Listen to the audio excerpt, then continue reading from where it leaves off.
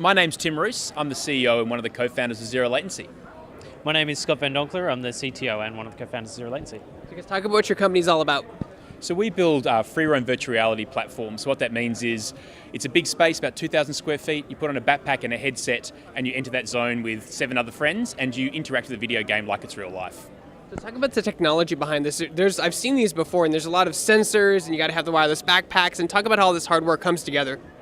Yeah, well, there's definitely the backpack that you wear, and you're wearing your virtual reality HMD. But we've gone through a new iteration of the system just at the moment. So we're moving from using an optical tracking system, so a bunch of cameras essentially watching the players running around and watching their own movements, to now using the inside-out tracking. So using SLAM-based tracking, which is cameras basically mounted to the player, which then watches the environment around them and works out the player's movement in that space. So it gives us a lot more flexibility in how we do our games, what sort of content we can play, and where we can play it.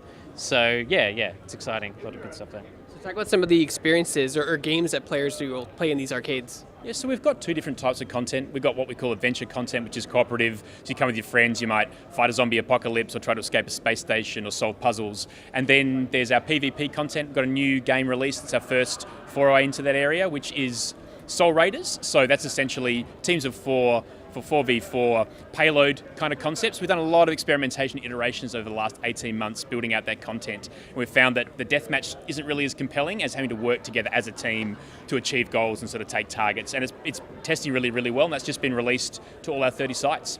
How big are your spaces in general? So 2,000 square feet is the standard form factor. But it can also be a little bit smaller than that. We find you do need a certain critical mass of space to get good movement on. You're essentially building a creative canvas, and if you're only in like a 3x3 or 4x4 metre space, or even 10x10 metres, it can be a little bit squishy for people. So it's finding that right mix of, all right, this fits into centres, but also gets a really good experience. Because what we're building is a platform similar to a movie theatre, where you can come play a game one week, the next you press a button and you play a completely different piece of content. And that being able to have more and more content refreshed is really, really important, for operators who buy the systems. So technology is always evolving, especially VR technology. How does that affect your business model in general when every year there seems to be a new and better headset? Yeah, definitely. Well, we try and make it so our system is as flexible as possible. We need to make sure that we've got a platform which we can create a variety of content for, and it's something that we can still keep updating as well. So yeah, definitely being able to have iterations on our technology is really, really important. But it's mostly about, as Tim was saying, that flexibility and being able to load in new pieces of content and things like that, and just making sure that we don't put ourselves down a path where we might do something a little bit too niche, and maybe it's not as good as another option. So yeah, we just got to keep our options out there. Yeah, I know it's kind of hard to describe a VR experience, especially one that's open world VR, but you're untethered in a room where you can basically run around in a like a holodeck in Star Trek. It's pretty much is a holodeck experience. You come on. The beauty of having a big open space is you can reuse the space. You can do different transitions, some sort of redirected movement, which allows you to experience a digital world that is substantially larger than the physical world you're in. And that's a key bit of Zero Latency, as well as it's super social. You come with your friends. You have this amazing experience. You get to go and talk about it afterwards, and those intense shared experiences we find is really, really important for users, and it's something you just can't get at home, which is really, really important. And it's, even with the technology piece, you can get off-the-shelf bits of technology, but the thing is getting it from something that is you can operationalize, like location-based entertainment. There's hygiene issues, there's throughput issues. It needs to work really, really simply at the press of a button. If not, switch it on and off again, and it's all got to work.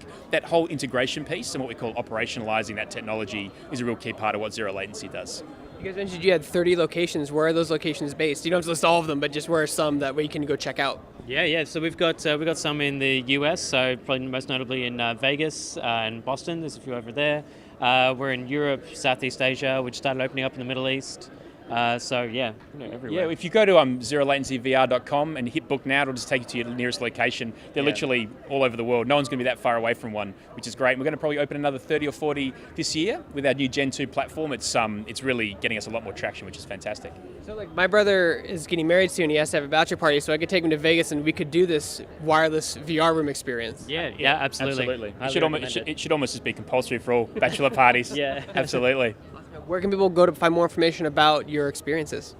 Definitely zerolatencyvr.com would be the best place to start. Yeah, there's heaps of information there, and that'll link you off to all of our games. As Tim said, our locations, and even just generally about the company and our technology as well.